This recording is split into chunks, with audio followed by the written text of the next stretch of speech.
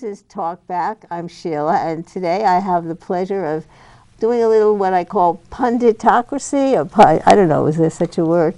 Two great people from Colchester who've been active in politics, specifically the Democratic Party. Let's talk about that. As servants in many, many forms in the town government, and wonderful prognosticators and pundits and historians of what's been happening. So, Irene Malsbenden, hello. Hi. How are you doing? And John Malsbenden. Hey, hi, good John. afternoon. Last time we did a show with John, Yes. we had him in your new home. Well, it's not new at that time. It was new. And John has an entire wall devoted to political buttons all through the history of the U.S. What's the latest one you've gotten? Latest buttons? Yeah. On the 2020. Oh, you already have buttons on the Yes. 2020 election Yes, coming up. I have. Even though we don't know, well, we know, well, Well, I've got the buttons from each of the people running for the nomination, right, with excellent. only one exception, because Mayor Bloomberg Yeah. jumped in late, and I haven't gotten his Okay. button yet. We just have to mention that our show is often shown in there many days and sometimes weeks after we're filming it. So we're filming today before the first primary with the Iowa caucuses. Yeah. So just so you let you know. So who do you have buttons for whom? I have buttons, a button from President Trump, and I have Ooh. a button Yes. from former Governor Weld of Massachusetts, who's challenging Trump, and I have buttons from all of the people that were contenders for the Democratic nomination, with the exception of Mayor Bloomberg, who I haven't gotten to yet. Well, he's got how many millions? He should be, he should run He those. should give it he to should me. run those buttons off immediately. And now he's got everything else going. That's true. Just as in 2016, I had buttons from all of the Republican candidates and the 5 people that ran for the Democratic nomination. The problem, I used to go up to New Hampshire, to the New Hampshire it's fun to primaries, go and up, right. tromp through the snow to all Right. these headquarters. Then I found, I don't like tromping through the snow anymore, and now I know you can get them through on the internet through To their websites. to their yeah. websites. Oh, interesting. Yeah, Yeah, but it the is fun, problem yeah. is, there's a problem though. What? If you buy a button through a candidate's website, it constitutes a donation to the campaign, They have to report it on their Yes. Yes. report? even if it's a $5 item. Really? Okay. And then you start getting all these emails and letters from all these candidates asking for donations. Right, constantly asking for And- donations. and Yeah. it Yeah. chokes up your Yeah. your web page or your email. Or Well, the whatever last thing time I it's was in New Hampshire, and I think you're right. You trudging through the snow, or sometimes it's at a school or a library or Yeah. at a church or someplace. Was 2004 when Kerry was running, and who was the other candidate who became his vice president? Edwards. Yeah. Remember all of that? And that was. But there were a couple of lunch spots, restaurants, coffee shops in Manchester where if you knew where to go, you could just sit there all day and everyone would be walking in there at one point or another, and you can be just soaking up that political atmosphere without ever leaving the coffee spot, Well, it's interesting you mention that, because at that time we had a summer place in New Hampshire, just north of Keene. And so a lot of the candidates had headquarters in Keene for southwestern Right. New Hampshire. Yeah. But the Republicans that year would not give me one of their buttons. And I asked Why? them, why not? Did they know who you were? No, they didn't. That was the problem. And they said, well, we don't know you. And I said, well, surely you don't know everybody in Cheshire County. And they said, well, yes, we know, but they said the real problem is that there are people who come up here from Massachusetts, Oh. and they are just looking for our buttons. They're not interested in our candidates. So I assured them that I wasn't from Massachusetts, and but they wouldn't give me one anyway. And I says, I know that these button collectors are shameless. They're Okay. just shameless. So it's But- funny because we're all fervent. We have to admit, fervent Democrats. You are both on the town committee. No, no, I'm not yet. You're not now? I was will be. elected for the next town committee, but I'm not on the Oh, okay, committee but at you're the on the moment. town I committee. am. So we'll all be on the new town committee, and Right. I've been on the town committee since 1970, and you were on the town committee in the past for Yes. hundreds of many years. From a So chair. let's go back, Irene. I know how passionate you are about a lot of the issues that are going on in the world and our country today. Have you always been a Democrat? Is that part of your history as a family life and No, college? I was raised in a rather traditional and serious Republican environment. wow? My- What state? In Massachusetts. And my father was a Tea Party type long before the Tea Party ever even came upon the scene. So what happened to you? Well, any number of times I found the positions to be very insufferably intolerant, and I oftentimes found myself realizing that my father had forgotten his own roots and was embracing ideas and ideology that were completely contrary to his own childhood Give me an experience. example. Okay, he would criticize Puerto Ricans who were. What town were you in I Massachusetts? was raised in Leominster, Mass. Okay, which is a kind of a mill town, was, or yes. middle, Very much middle, so, lower very much middle so, class right. community. And he would criticize the Puerto Ricans because they didn't speak English. And I would have to remind him that he was brought to this country by his parents from Canada, and that he, as a very small child, had to speak French because that's what they spoke. He began to learn English, as children do, and much more readily than the adults. But as the second generation, he had served, along with his siblings, as the translators between the community and his parents and other people in that neighborhood. He forgot that you don't just step into a country and suddenly are proficient at a So that was language. one of the issues that, Right. that started to disturb Right. you, and he voted Republican for Eisenhower, Nixon, Yeah, et it cetera, didn't down really the line. matter. He just voted for a Republican. Yeah, period. and how about, we were just talking, we had the Secretary of State, Denise Merrill, on last week, and we just spoke with Lieutenant Governor Weisswitz. Mm-hmm. This is the centennial of the women getting the right to vote in Right. 1920, Right.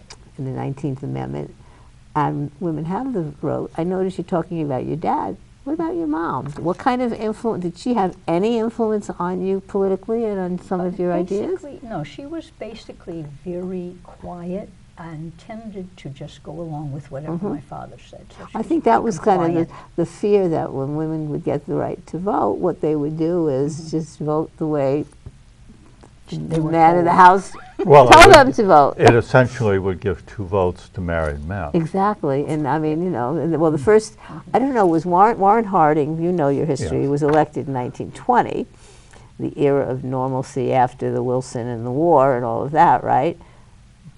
Did women vote in that election? Or Yes. they did, okay, Yeah. so, well, he was handsome, that's what they said he was, Well, handsome is cultural. right, He was considered to look like a he president. looked the part. And his constituents in Ohio viewed him as looking like a dignified Roman senator. He did, he Because had the white hair and the Yeah. stature and the whole thing, but he was corrupt to the core. No, No, he no, wasn't so corrupt? he wasn't personally corrupt. People around him were Yeah, corrupt. he was vastly taken advantage of by his friends, but I don't believe he was personally Right, corrupt. and then he died in office and gave us Calvin Coolidge. Calvin Coolidge was the vice president, Right, yes, right. whom he had probably never met before they ran, which was not unusual, by the way. Really? It In was- those days? No. And Calvin Coolidge had been governor of Massachusetts and Okay. was famous because he had broken the Boston police strike. So let's get back to Irene's story, her trick. So I want to know, so your transformation, you, under the education of your dad, and you got to realize you didn't. When did you realize, it's not right? I don't believe that. I'm going a different way. When did that happen? Well, it goes back to my father criticizing people who came into this country from wherever, and the large numbers of people who lived in the household. And he would criticize them. Look at all those people living in that house. And he forgot that he was one of 13 children. Right. So, hello. I know. And things of that sort. Well, I think there's a lot of that philosophy, and I think it's in many ways a Republican philosophy, which has some good aspects to it, but not. I brought myself up with my own bootstraps. Yes. You're going to do that too. And if you don't, you're either lazy or incompetent, or you're just a sponge or parasite off the. Isn't that kind of part of the ethos of some of the issues here, where Right. Democrats say, we want to give you a little leg up. Right. It's the hangover of social Darwinism. Right. We give all the corporations breaks when they come into a community, but we want you. I'm going to give some. I call it capitalism for the rich. Excuse me, socialism for the rich and capitalism for the poor. Right. And I think there's that attitude, like, I made it, you better bring yourself up the way I did, and if you don't, I don't respect you. And it also has a tendency to become predatory capitalism, right. which is what I most dislike. Yeah. Yeah. So it sounds like you're voting for Elizabeth Warren. I frankly haven't. You haven't made up my your mind mind at this point yet. I'm still looking at all the candidates that will still be in the election. In 2016, I actually thought the best candidate the Democrats could have nominated was Martin O'Malley of Maryland, but he didn't last to the Connecticut primary. He didn't impress enough. Yeah, he didn't get traction. Yeah. But an excellent speaker, and he had a Yeah. very good record as Yeah. governor of Maryland. Yeah, it just seemed like Clinton was she was on a trajectory that there was a train that was going to go, and there was no way to really derail it. I mean, Bernie Sanders tried to derail it. What interests me now is, as we sit here today, a couple of weeks before the first caucus, he's on top of the polls. He has the most money of any candidate, and I think he has the most fervent supporters. I'm not in his camp, but I think he can do it. He could. Well, we'll wait and see. We'll wait and see. So when is the first time you voted in an election, Irene? I'm too old to remember. But did you vote for the Democrat or the I did. Republican? Okay. I always voted for them, but I was primarily a reactionary response to my father's. Did you ever have words overbearing. with your dad? Did you ever discuss with him about his There views were versus yours? times, but he was never receptive to much of anything, and he would resort to name calling, and I just thought that was terrible. The other thing he would do was to characterize a whole population because one individual was whatever. Okay. And I found all of that to be grotesquely unfair. Okay. And then when did you two meet? We met We when... met? Yeah, we did. We met when I ultimately came Who to are you again? Colchester. Don't give your age away, I don't Was think. it the academic year 68, 69? Yeah. And I was teaching with a woman whose husband was teaching with John at the high school. Oh, okay. And both In of Colchester? In Colchester. Okay. And both of them, of course, had known John for some time because they had been teaching there before I arrived. Okay. And one fine day, the wife said to me, "You know, I think that you could handle John Malsbenden." Have you over these years? I don't know. Not in the right way. I have no idea. So they set up a Okay. party so that we would meet. Okay, so I would ask you, and then we'll get back to Irene. Did you grow up in a Democratic household? That's an interesting question, actually. I grew up in Portsmouth, New Hampshire. And in New Hampshire, when I was a kid, the Democratic Party was frankly just a patronage party. And it was very split and very disorganized. And the Republicans had most of the Yeah, the most of the state state, offices. Now, occasionally, the Democrats could elect somebody to something. Back in the 1930s, there was Right. coattails from the federal level. But the Democrats really didn't get their act together in New Hampshire until after I had left New Hampshire for After Connecticut. Massachusetts moved to New Went Hampshire, from- basically. After Well, that's not necessarily true. part of it, though. When people from Massachusetts moved into New Hampshire, they had a strong effect on New Hampshire politics. They made the Democrats more liberal, Okay. because a lot of them were very conservative when I was a Okay. kid. And they made the Republicans more conservative. Because when I was a kid, there were a lot of what we today would call liberal Republicans Right. and very conservative Democrats. Right. It was like that in and- Colchester too many years ago. Yeah. Yeah. But the Democrats were essentially a patronage party. And then after I had come to Connecticut, the Democrats got elected a candidate to governor in 1962, a guy named John King, and he served 3 terms. And he was the first time that you'd had a 3-term governor, all of which were consecutive. There'd been 3-term Republican governors, but not consecutive. The terms weren't consecutive. Right. And a lot of the Republicans in New Hampshire had, frankly, worked very well with the New Deal Democrats on the federal level. And the person who had the greatest clout in the whole state when I was growing up was the U.S. Senator Stiles Bridges, who was very, very powerful U.S. Senator Republican. And when he was first elected governor back in the 1930s, he was elected as a liberal. And of course, by the standards when I was a kid, he was considered very conservative. But he always had this rule that no Republican will ever say anything negative about another Republican. And of course, the minute he died, That changed. Yeah. So when what was your first vote? 1960. Okay. And You did had to be 21, remember, in those days right. to vote. And did you vote for Kennedy? I voted for Kennedy and against Nixon, all with that one vote. Okay. And I got to vote on my birthday. I turned 21 November. on my birthday, No. which was November 8th. Wow. That's I made it by about 7 hours. That's historic. And did Kennedy carry New Hampshire? No. No, I was going to say it was a Republican state back then. Yeah. We forget, and our young people forget, and you taught history for many years, and we're going to talk about that too, the educational levels, the civic engagement of kids now versus years ago.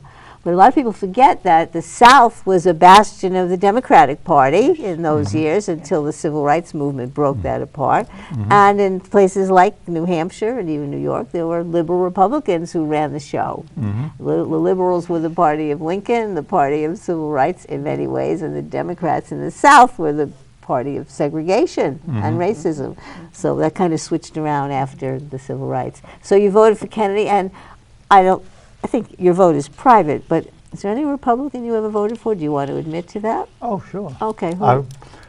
I was very proudly, not even though I was a Democrat, I always was open-minded to voting for the best candidate. Okay, so have you ever voted for a Republican? Sure. Oh, do you want to own up to who? Bob Steele for Congress. right here Okay, in- he was a good congressman. Yeah. And he tried to run for governor, but he couldn't beat El El Grasso. Grasso. Right. Interesting. I don't know that he couldn't have beat her. I think his campaign wasn't particularly Okay. well managed. But So let's get back to this matchup. So, given the experience of your dad and your feelings about that, how much of an influence did John have on your political views when you got together? Actually, what John did was broaden my knowledge of history. So it gave a better foundation for those judgments that I chose relative to politics. Right. But I think that I probably, in some respects, had as much influence on him because when I married him, he was still a registered Republican. Oh my gosh. No, But- no, no. I But was he became a Democrat. No, I never was a registered Republican in Colchester. Well, I did not realize that because you always spoke from the perspective of He had that New Republican Hampshire views. background. Right. That, So that- it was like, okay. So at any rate, he did become, I thought, Okay. early in our marriage, had become a Democrat. But then he over the says years in otherwise now. Connecticut, as things changed, you've been pretty much stalwart Democrats and Pretty worked in the much. town committee. So now let's talk about today. As we speak, and again, this show will air for some weeks afterwards, but we want everybody to know, right now we are in the throes of an impeachment inquiry. So tell me, what are your thoughts about this era in our history with Trump? Is this an era that is so extraordinary? Is it something that will change the complexion of our politics, our society, our culture forever? Or is it something that if we go into the booth on Tuesday in November of this year, it will be an aberration that will just slough off and get back to a more normal, non-celebrity, non-TV reality person running the White House? What's your thoughts about all of that? Well, the potential to have our democracy completely and totally destroyed exists, in my mind at least, because I was very saddened, not so much that Trump would have been elected, but I'm very saddened by the numbers of people in both the House, the Senate, and in his council who are perfectly happy to misrepresent the realities of what our Constitution dictates so that he can pretty much do whatever he wants, which is the way it's striking me.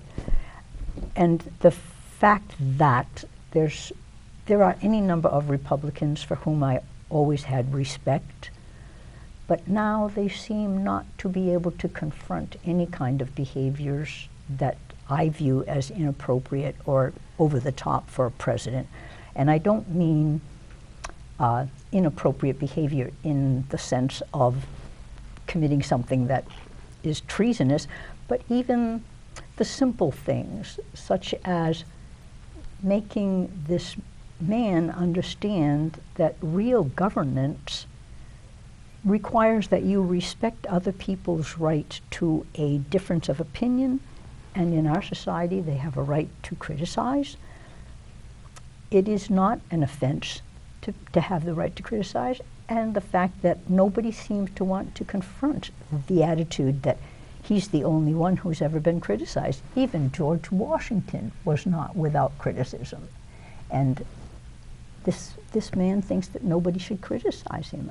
It's not that he thinks that, it's that he acts on He it acts with it, the too. kind of insults and boorishness. exactly. And the fact is that they are petrified of him. They all know what he is like. Right. They all understand what he is like. But so long as they need to get reelected in their communities, they are beholden to him and his base of people. They are frightened that he will tweet about them Yes. and insult them, and that is unbelievable. Well, this is that's total. what I This is mean. total fear on their Right. part. And this is what They I mean all when know I say in their hearts what's right. Yeah. I believe. that's exactly what I'm referring to when I say inappropriate. I don't believe any president in my knowledge, to my knowledge, that I've ever been exposed to in my lifetime, has ever stooped to insulting and demeaning and abusing and calling people names without any apparent compunction. Right. and Every no rule of respect. decorum and normalcy and how you talk to other people is totally out the window. John, what's your thoughts on this? Well, in terms of the division in society, I think in the years around leading up to and just after the Civil War, when it was this badly divided for and against. And of course there you had an impeachment of a President, Andrew Johnson.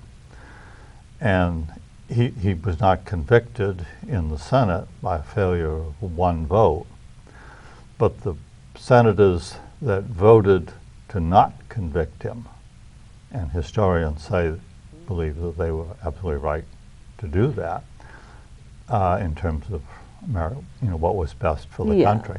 But they were under immense pressure to vote for the conviction, and not one of them that voted against the conviction was ever reelected to the Senate. Well, that was a impeachment, very political, in the sense that he was impeached for violating a law about an act. Well, he was interfering with the right right. of Congress to run Reconstruction. Right, right. And, he was against, the worst thing that Abraham Lincoln did was had no foresight in knowing that he was going to get assassinated. And this man that he had chosen to try to be a bridge in the country, to try and unite the country after the Civil War, was going to take over and be so vehemently anti-Reconstruction. And so, he did know his penchant for alcoholism. And so that was, that was politically, he should have been defeated, but whether or not legally the impeachment itself was correct is a different story. It was the lowest point in the history of the presidency in terms of the power of the presidency. Right. So what about today? Do I think they will convict him? I don't know. What do you think about my thinking about, is he an aberration in our history, or do we have No, I don't believe he's an aberration. I actually believe he's a reaction. Well, people say, I never realized there was so much racism that has come out. I think the racism was always there, but it was unfashionable to show it. And he has made it fashionable to show. And in that sense, I think it's probably a good thing, because now you really know what you're up against. The same thing with anti-Semitism. I really believe that a lot of the criticism that people had back in the Obama years and the Bush years of Muslims was actually the same people who would have acted anti-Semitically, but that was, not fashionable. So they could take it out on something that was more in fashion. But now it's not condemned, and now at least it's out in the open, and at least you know what you're facing. Before we end today, I want to do prognostications with you. So question, Irene, who is going to get the Democratic nomination for president? Just guess. I have not a clue. No, come on, you got to guess. I would, Klobuchar. Klobuchar. And who do you say? Come on, just guess. We're gonna just an educated guess. I don't know, probably Sanders. Sanders, okay. But that's... All right. Question 3. Who will win the presidency? You don't have to say who, a Democrat or a Republican. Democrat. Okay. Question 4. The United States Senate is now 53 Republicans and 47 Democrats. What will be the breakdown of the United States Senate after 2020 elections? 52-48. Democrat? Yes. Okay, and what do you say? Oh, I don't know. There's too much water going Just under the bridge between now and then. Well, that's true, but you just guessed it. This is just a guess. And we give a prize to if you come closest. You don't have to guess the exact. It'll be a big prize. What I think it should be would be 90-10. No, Democrat. come on. No, what do you think it might be? What reality now? I think it should be 53. 47? 47, yeah. Democrats? Yeah. Okay. Number 6, will the House remain Democratic? The State House of Representatives? Yes. Okay. Yes. Okay. All right. And what else? Will Trump be the nominee of the Republican Party? Yes. Yes. Okay. All right. But he's not going to win in November. Is that your prediction? Knowing the Electoral College that he can get 10 million more popular votes out of California, Illinois, New York, and still squeak through in the Electoral College because of that Well, imbalance. if you're watching returns to come in, the two states to watch is Ohio and California. How about Wisconsin? Well, no Republican can win without Ohio. Okay, So if Ohio goes Democratic, that's it. that's it. pretty much What The about- same thing with California and the Democrats. If California goes Republican, it's going to be a Yeah. Republican, But people are saying that one of the critical states this year is Is Wisconsin. Wisconsin. and that's a 50-50. So if you are living in Connecticut or Massachusetts or New York, and there's a pretty good chance the Democratic candidate will win, do you have a responsibility and obligation to go to Wisconsin or North Carolina or Michigan or Pennsylvania and work for the Democrats there? Because after all, a vote here obviously doesn't mean as Doesn't much. translate to it, right.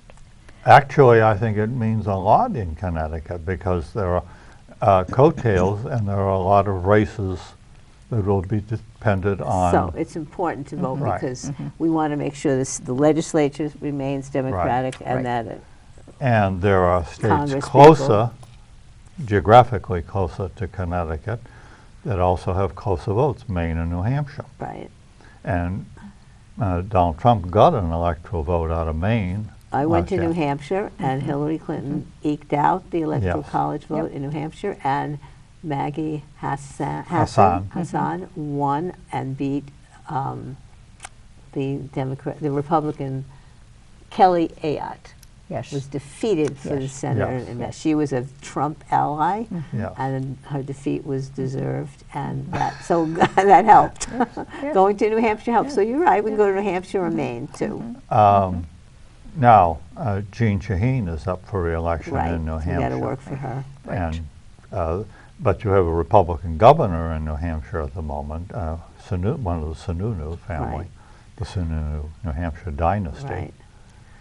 All right, so we're on the road. We're getting on the We're on road. the road. You'll go to New Hampshire, I'll go to Wisconsin, we'll send somebody else to To Maine. Ohio, Maine. Okay, it's great having the two of you, Irene Malsbenden, John Malsbenden. Keep it up and get to know each other better. All right, thank you. Good night for Talk Back. See you next time. Bye. Let me shake your hand. This make believe.